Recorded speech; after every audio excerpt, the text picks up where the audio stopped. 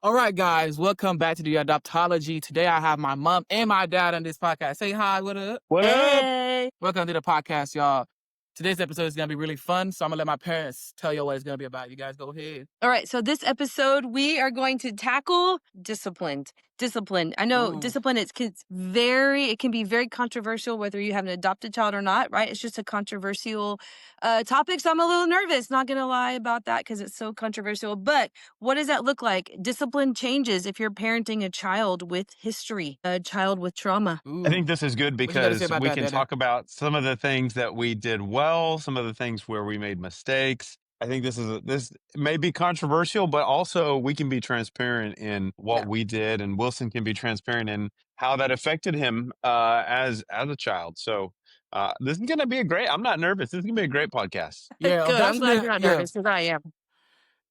Yeah, because adoption didn't erase my past, and discipline was just about behavior. It was about survival, identity, and fear and control. And there was a lot of learning along the way because, when a child first gets into a home, they think about, okay, if I mess up once, are they going to send me back? Because they already have that being abandoned kind of mindset. So this episode, we're going to dive about how disciplining with love. You know what I'm saying? Yeah. Constructive criticism in a way. But yeah, let's Yeah. dive into it. What discipline looked like at first? Woo, let's get to it. Okay, first one. This is to you guys, okay? Let's be real. Oh, y'all were first-time adopted parents with a 10-year-old Haitian kid. Why? What did discipline look like back then? I'll let you answer first. Okay, well, Wilson, as a 10-year-old, you came into a family with children that were already established in the family. And so Yeah. we had already created a structure and an expectation of discipline in our home. And I think my immediate thought was, oh, you're just going to pick right up where everybody else is. You're already going to know everything. And quickly learned that you didn't have all of that background. And I had to have enough grace and mercy and patience to teach that part of the process to you, which at times was frustrating for you and for me. Yeah, and I'll add to that too, your siblings, right? When things did look a little bit different for you, the expectations for you were different. Your siblings didn't understand why did they have a different set of expectations than you did, and they didn't understand the process of, well, you will one day soon. We just have to get you there because there were so many things that our kids just naturally learned that you didn't know yet. So the question was, what did it look like back then? And I think as a 10-year-old, both of us, parents and you, were in a learning phase of each other. We really didn't know how to parent you. We didn't really know how to discipline you yet. Every one of our kids, you're one of four of our kids, are disciplined and are parented in different ways. And we really had to learn what that way was with you. But you also, at the same time, I mean, you had to learn us as well. Yeah. That But right. I think the key part for me in this is where it gets controversial, right? Just because you're adopted doesn't mean that you still didn't have to have a set of rules and expectations and discipline. Now, what those were varies, right? Based on where you were when you came home. But that's where I think it can get controversial because just because you're adopted doesn't mean you can't have expectations and rules. And like I said, it may look different, but you still need that as adopted kid. There still has to be expectations and boundaries. I feel like kids thrive in boundaries. And so that was important to us to at least have that. So then the following to that was like, were you trying to break me or raise me? Because you mentioned that kids thrive in boundaries. So it felt like a lot of time. Both? Can we answer both? Here she go. Both. Depend on the day. Depend on the moment. I Depending thought on you the were trying to moment, break that's me real. a few times. When we were I homeschooling, I That's was. really true. think it was the opposite. That's You're true. trying to break me. You're trying to break us. And it was a All right, matter of tomato, who was tomato, more stubborn, tomato, you or me. tomato, Who was more stubborn, you tomato, or me there, tomato. buddy? You. No, yeah. Oh, yeah, actually, I am. You. I got 3 other siblings and a husband to prove it. Okay, next one, please. Well, so let me answer that though. Were we trying to break you or raise you? Obviously, the right answer is we were trying to raise you. But there were bad habits that we had to break coming into a family. There were also things you just had to learn coming into a family. Coming out of an orphanage with 100 other kids or 60 other kids at one time, and then coming into a family of six. There's a lot of things that have to be learned. There are chores that have to be kept up with for everybody. There are ways that we do things in the kitchen. There are ways we do things in the house. There are ways that we behave outside of the house. And so all of that had to be taught. And it's not a breaking, but it's a raising.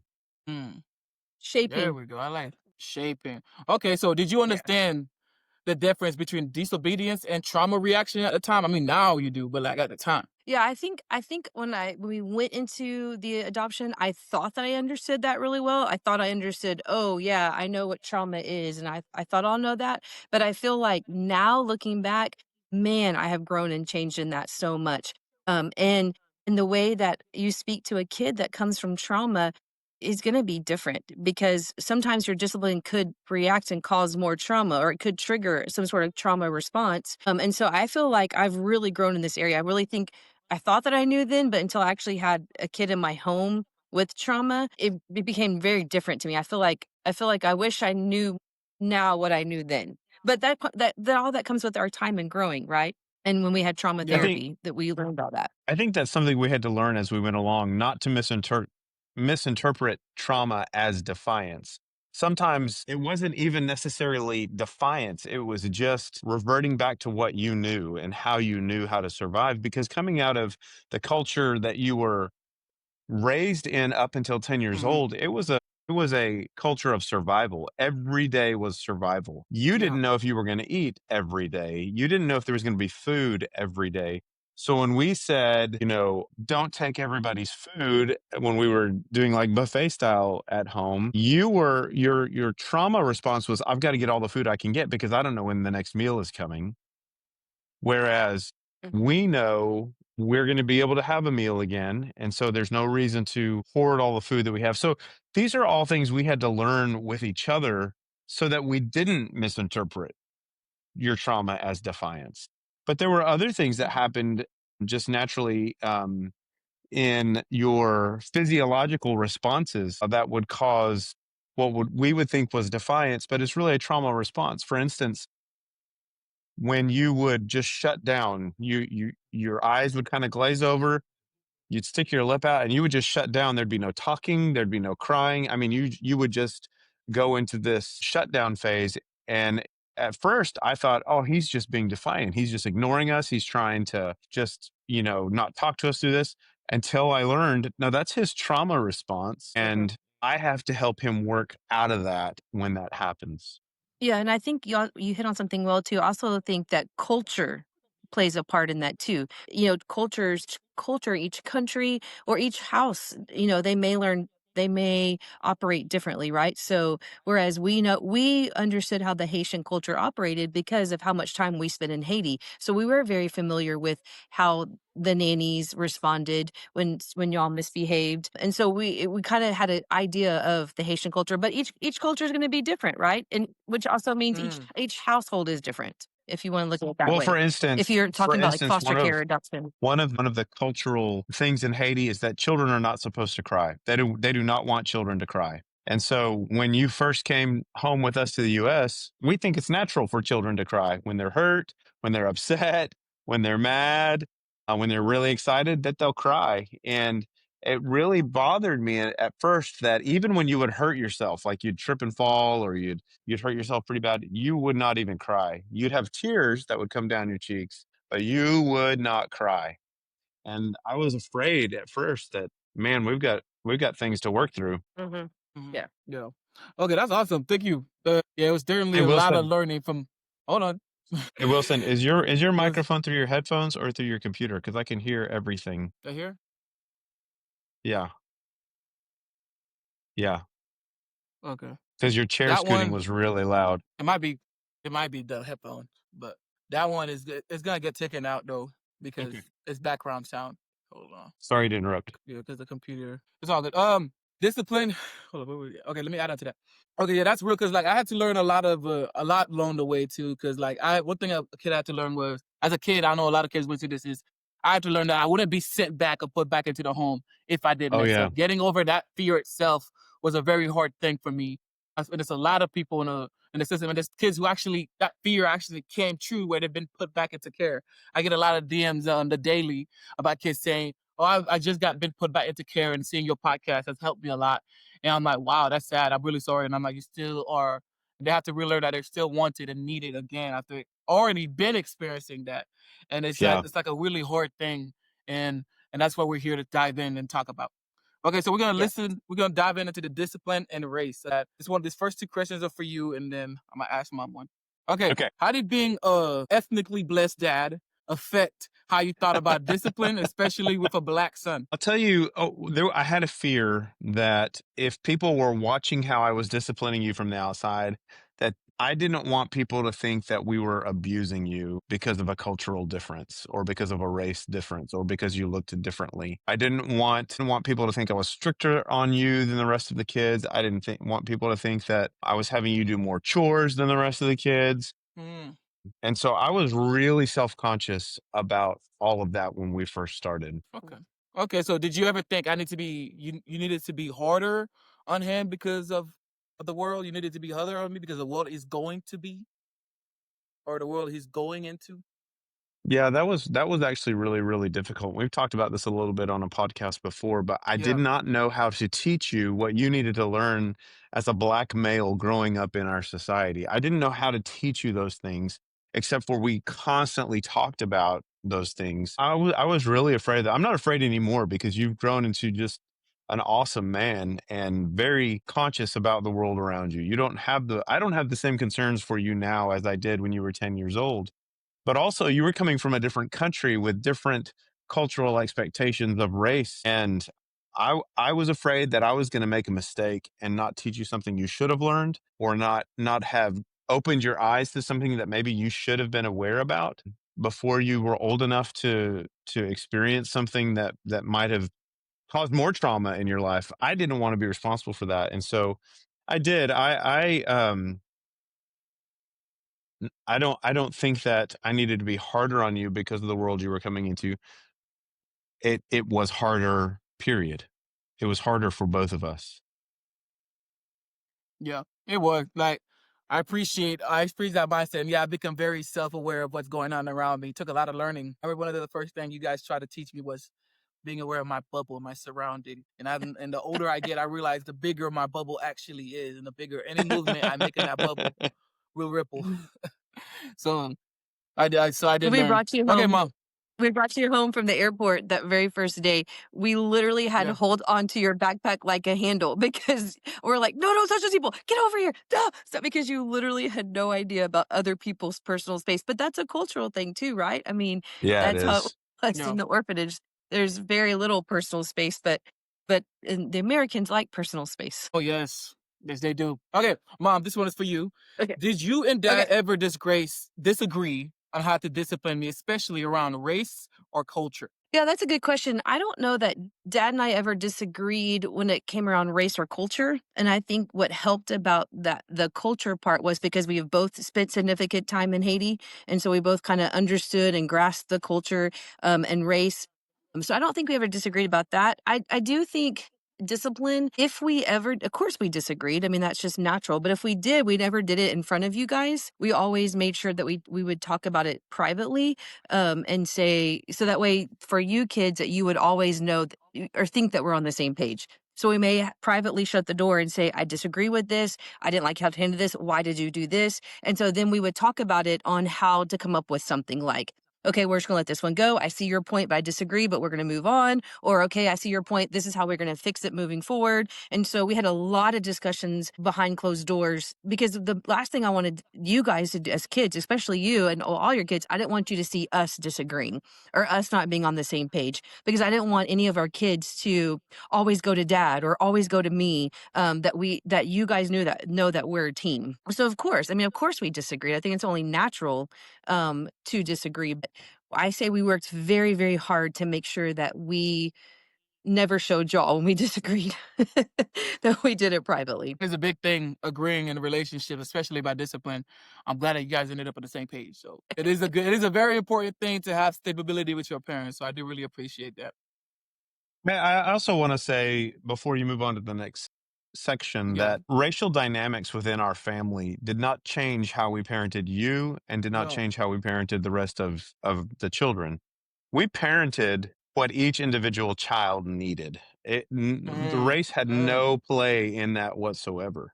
You were who you are, who you are, who you are. There were other things we had to learn along the way just because of cultural differences, But I think had we adopted a child from China, had we adopted a child from Russia, had we adopted a child from the United States, we would face all of those same issues. It's all because of history, and you are who you are. And so we want to embrace the child for who the child is, and realize Yep. that it's not the racial dynamics, it's the individual dynamics. I do like that's some of the biggest thing that I like. I'm always thinking about it too, because like it does reflect of all of the kids' personality that we were all raised differently. Mhm. Yeah. We all Yeah. have Mhm. distinctly different personalities. So we're gonna Yeah. dive into our personalities later on a different podcast. But if you watch any of the videos, you will see. Okay, this next segment we're getting into is when it broke us. We're gonna get really deeper into the deeper side of it. Are y'all ready? This one's for the both of us. Three questions for all of y'all, not for me, for y'all. Are you ready? Yeah. Mhm. All Let's right, go. let's get into it. Was there a time when discipline pushed me further away instead of bringing us closer? Because I remember you just mentioned that I don't recall this, but I was shut down when you guys would discipline me, and I would just like zone out pretty much. And I think that was a time where I would think about, okay, it's wraps for me. That's it. So like, was there ever a time when discipline pushed me further away instead of bringing us closer? Mm. No, I don't think discipline ever pushed us further away from each other. Did it hurt for a minute? Yeah, but I think ultimately what it did was bring us closer together. Yeah, I agree with that. I don't think it ever pushed us away. I think it challenged us. I think it challenged us to where we may have to challenge our own self. Where did that come from me? Why did I do that? I think it had to work through some things, but I would agree. I'd say it brought us closer together, but it wasn't always easy though. It was not always easy. It still isn't, right? Well, as you guys are older, Yeah. it's different. Well, But and discipline looked different from every year. So 10-year-old to an 11-year-old to an 18-year-old, discipline looked very, very different. And so I think what our goal is for all of our kids is we don't want to lord so much power over our children that we lose the relationship. We want to build the relationship. We want to maintain the relationship. And so whatever that costs on our side as far as compromise or as far as understanding goes, and your side on the acceptance of that discipline. As long as the rationale was provided and you could understand why we were doing what we are doing or where we were coming from, I think we all came to a point where we grew closer together because of that. yeah, I think the Mm, key through that whole point, the whole time through that was communication and connection. I think it was important for us to communicate open and clearly why we did that, what you were thinking, and to respect that, but also to still stay connected. So even when things were disciplining and maybe I don't like what something or something hurt my feelings, you still have to stay connected through those times of discipline no matter what. So communication and connection. The one thing that changed my discipline with all of my children forever was when I realized at 10 years old or 11 years old, I only have so many years left with you in my home. And then every mm, year I was counting down. I was like, there's only 7 years left. There's only 5 years left. There's only 3 years left. And then they are on their own. That changed everything in me. mm. That's real. That is real. Cause like people talking That's about it's a heavy. short time. That is heavy. That's something that everybody should pause the video and just think about. It's like, do you want to continue acting the way you are right now, knowing you have so little time in the world left? Like, do you want to be the Yeah. same unmotivated person that you are right now, knowing you could die Mhm. tomorrow? You know what I'm saying? You could lose a family Yeah. tomorrow. Do you want to hold that petty argument with your whoever it is right now, knowing they could be gone tomorrow? Nothing in the world Mhm. is certain, but like the way you treat people is Relationship. Absolutely. relationship. Yeah. That's awesome. Okay, mom, what do you Yeah. have to say about that? Oh, I was gonna. I know. I totally agree that that is so very true. I think I will speak to you specifically. I think my personal turning point with you was going through EMDR. When I Mm, started hearing, when we actually really started diving deep into your trauma, and like, okay, so for here's an example. Dad had to get you to a baseball game when you were in middle school, mm, and for some reason I don't know, maybe we had a car in the shop or something. I don't remember, but anyway, so mm, Dad had to make you get on his motorcycle and take you to your baseball game and you were freaking out and I was like, "Dad made you get on that motorcycle." And we were like, "Just stop it. We Just had get on no the motorcycle. choice. It's no big deal." Like you had no choice. And I was like, "I'm going to pick you up." And you were totally freaking out. And so then, but I didn't know until we went through EMDR and then I realized that was a trauma and then I really felt like an inch high. I was like, "Oh my gosh, I feel so bad that we made you do that motorcycle when it was such a trauma." trigger for you. I mean, surely we could have probably figured something out. We have lots of friends who could have taken you or something. I don't know. But I felt that was a big turning point for me personally, for you, after hearing your traumas and thinking, oh my gosh, I should have never, when he does that, I need to stop and listen and figure out why. Where is that turning point from? Where is that coming from? So that we'll never have to go through that again. So we just have to learn how to communicate better. So I know that it's a trauma. But man, that made me feel like someone punched me in the gut. Like I felt so bad. Like, I was like, "I am the worst parent in the entire world. Oh my gosh, what is wrong with me?" Because we made you that, but we just didn't know. So that was a key turning point for me to just always think about, for you particular versus some of your siblings of, well, where's that coming from? Why? Why are you freaking out? So Mm. that was mine. The bike? Oh yeah. All right, twin. We're not gonna get into that. I'm gonna just start spouting a bunch of stuff I don't want to say. But yeah, I did not like that bike. Okay, we can dive into the trauma stories later. That is great that you guys said that because like at one point I had to learn too that okay, they're actually disciplining me to raise me, and like I even made a few videos about it on TikTok to joke about, oh yeah, I didn't come here in America to have fun. They actually brought me here to raise me to be an upstanding citizen. So at some point, doing all that discipline, I'm like, okay, so they discipline me every day when they could have sent me back home yesterday. So that's not the goal here, okay? So that's when I had to learn to like, okay, so Mhm, the discipline is okay. So love is not just about figuring out mhm, if I'm the best fit for the family. It was about love and growing and learning, and I had that's mhm. something that a lot of kids are gonna have to realize, and that's something that you should know as an adoptee is like if you're still here, they've been disciplining you for more than 30 days. I think you're good. Okay, so that just have that mindset, and then just know it's all love. You know what I'm saying? But it's not always gonna be like that. But we're gonna what you say? But I think when we disciplined you guys, we tried always every time we disciplined, we tried to follow it up with love. We didn't just Yeah. discipline and hang you out to dry. We disciplined it. We followed up with, I would always say, I discipline you because we discipline you because we love you. We discipline because we want you to learn from this and grow. So we would stop and hug you or just tell you why we discipline. And I think that's important to follow up with kids. We discipline because we love. If we didn't love you, we would let you act like a wild banshee. It's because we love you that Mm, we're trying to show you some discipline and love.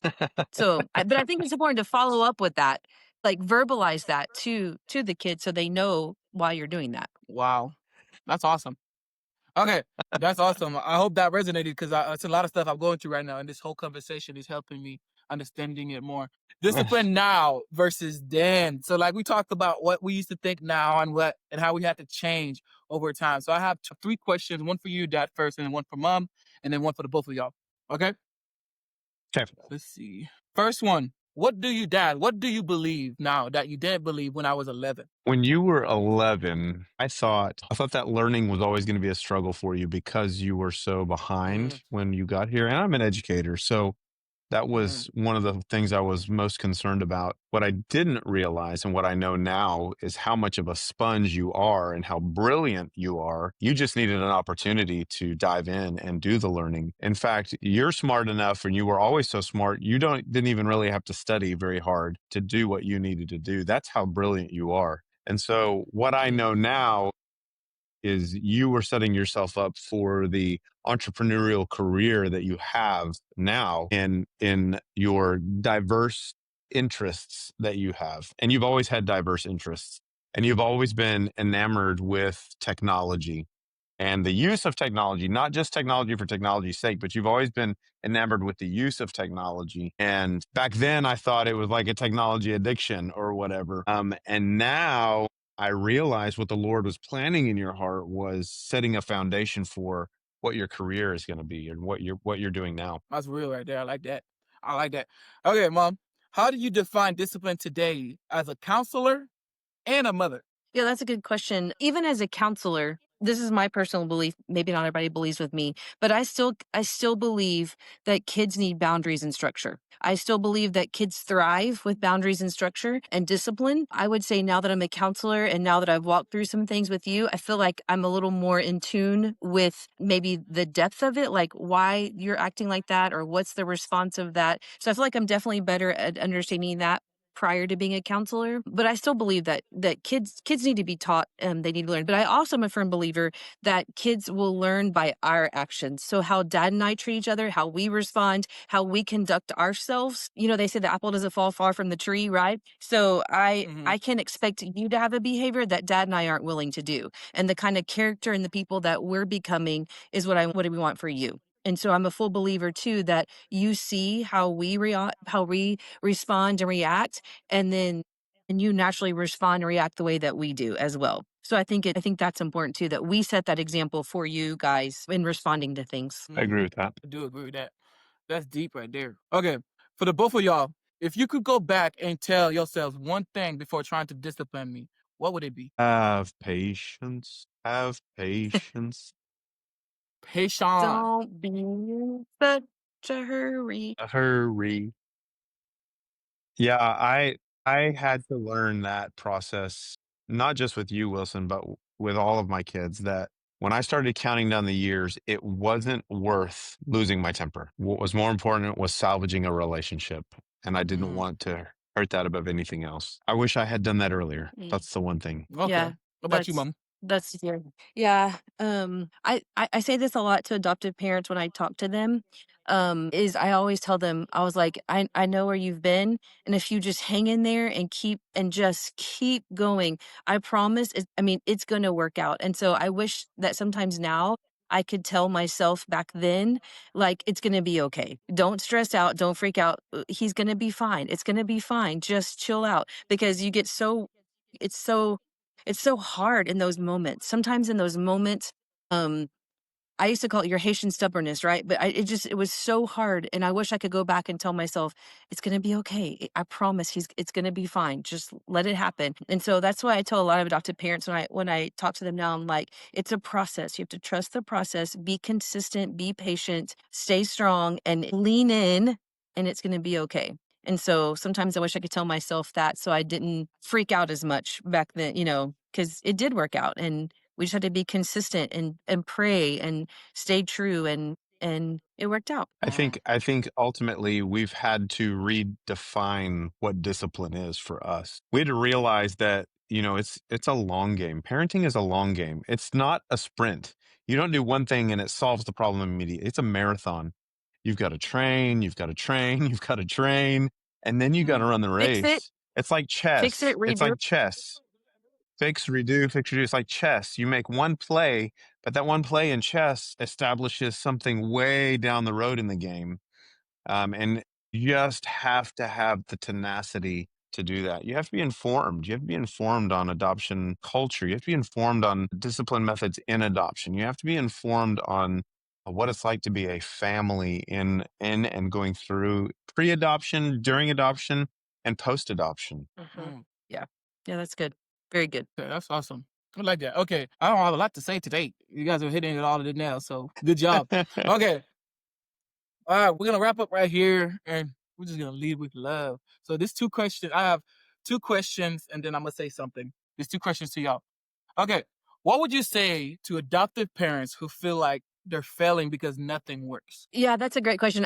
Said that to myself. I've asked that question to our friends, and I've had many phone calls and text messages from adoptive parents. And I always just say, don't give up. Just don't give up.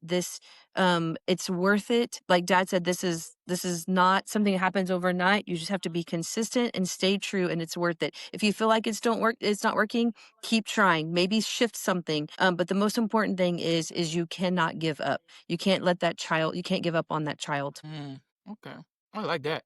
Dad. I would say that how you respond to failure is what gauges the success of the entire exercise. If you Mm, respond to failure, if you consider something a failure and you just give up or you get down or you get depressed or you get angry, that's not going to have a good determinate outcome in the end. Failure is an opportunity for us to learn, to get better, to get over it, to make it into a stepping stone rather than a stumbling block, to make us taller, stronger, Mhm. and to learn through the process. If we don't do that, if we don't dedicate the time and the effort and the patience to do that, then you shorten your game. If you want it, if you're in it to win it in the long game, you have to respond to failure in a winning way.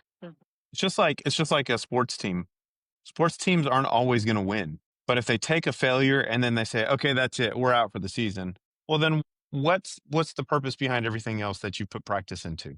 How you respond to Mm, failure that determines the end of the game. Mhm. that is true. I like that. Yeah, I that was like good. that. That was very Okay. good. Very well That was said. good. Very well said. Very well. Okay, so this last question for the both of y'all is: how do you discipline without damaging? This is a hard one, right? Well, I said something about this earlier too, but I just feel like it's always important. Dad and I strived always, whenever we disciplined, to always close out discipline with why we disciplined, the With purpose of it, love. and that we loved you. So I think as long as we communicate love to you guys, we love you. This is why we do this. And you knew that our foundation was love. I think that's the most important thing. Just letting your kid know why and that you do it because you love. I think in addition to that, agree 100%.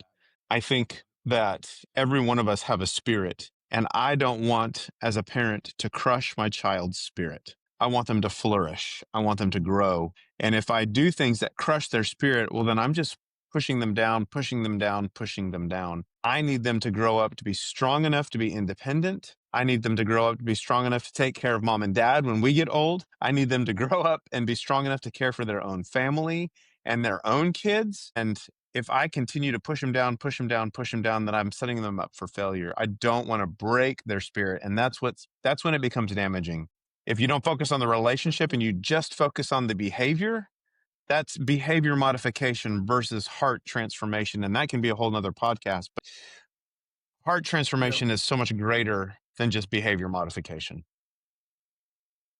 Mm, Very true. Yeah. I like that. Okay. Well, guys, you heard it here. We got some experts in the field, apparently. Discipline isn't about obedience. It's about relationship.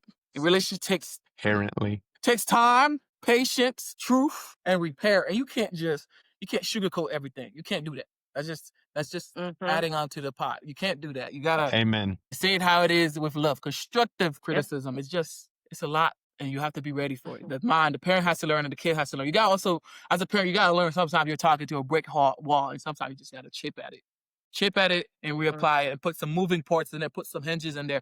But at the same time, And it's you got gonna to take let it work. It's dry. all worth it. And so you gotta let it dry, and you gotta let it, and you gotta let it love. You know what I'm saying? You gotta let it dry. But anyways, let me see. We can do this bonus one if you all want to do it since we got time. We got I time. don't usually do the bonus. Okay, Okay, let's do go the ahead. bonus. Bonus. To finish up here, we're gonna do the bonus and we're gonna let y'all go. Okay, myth Okay. Okay. or fact, little mini round. This is just for all of us. Okay. First one, myth or fact. You have to be stricter with adopted kids or they'll walk all over you. That's a myth. Myth. Think depends on the kid. Is nothing to do with That's a adopted myth. or not. Depends on That can man happen and whether how they're weak. adopted or whether they're natural born. Yes, Yes. it depends. It depends how weak you are and how Depends weak on you the stand on kid. your point. That's right. That So you depends gotta on how stand weak firm. you are. That's right. Yeah, depends on how weak you are and how firm you stand on what you believe. Whew, that's a myth. Myth or fact? Love means never raising your voice. Man, boy, I wish that was a fact. You. I'm a loud person. I raise my voice when I'm happy, when I'm sad, when I'm mad, and when I'm glad. I can confirm. Okay, I can confirm. But yeah, that is definitely a myth. We are a loud Okay, family altogether. yes, we are. That is true. Okay, that is very true. Myth or fact? Kids who act out after adoption are just testing boundaries. Actually, that is a fact. Ooh. That's very much a fact. It's not a myth. But Yeah. because you got also thinking of it on a subconscious level too. Because like the way I think of it, the reason why I say it's a fact is because they don't know what's allowed yet. They don't know the rules of everything. I didn't know what was allowed. I didn't know how the world works. So if they don't know, if they don't have that manual before they're gonna try everything until they see what they can do and can't do. Just like mom said Mhm. earlier, like kids strive better in boundaries. You know what I'm saying? So it's easier to have a foundation they can build on with instead of having something they just go around and figure it out. So yes, they will subconsciously test out boundaries, Mhm. Do knowing you it or remember not. Mhm. That is a this is a fact. terrible, terrible example, but do you remember in the Hunger Games when they were in the arena, one of the things that they tried to do initially was to figure out where the boundaries were so they knew where they Yeah, could go and where they couldn't go? yeah, That's the same case with raising kids. They've got to know the boundaries, and that's all for safety. yeah, yeah. It's a natural human instinct. Every human does it. That's how. Why do you think we Mhm. learn to not touch lions and tigers and bears? Oh my! Like You got to try it out beforehand. Like we didn't know they were danger until they ate one of us. So it's the same thing. Like it's a conscious thing. So That's why you have to it's a fact. communicate your expectations. Exactly. Communicate the Communicate expectations and do not let anything expectations. go. But without all being said, I want to say thank you all for joining and bringing in your insight like every time. And you guys want to Thank say you for anything the before we close out? invitation. Yeah, thanks for the Thank you invitation. for I letting us be a appreciate part the of this. opportunity. Be a part of this. Me too. That being said, thank you guys for tuning into the Adoptology. Please share this episode to anybody that needs it. This doesn't just relate to adoption; it relates to everything in life. So pass it on and help each other grow. Goodbye, y'all.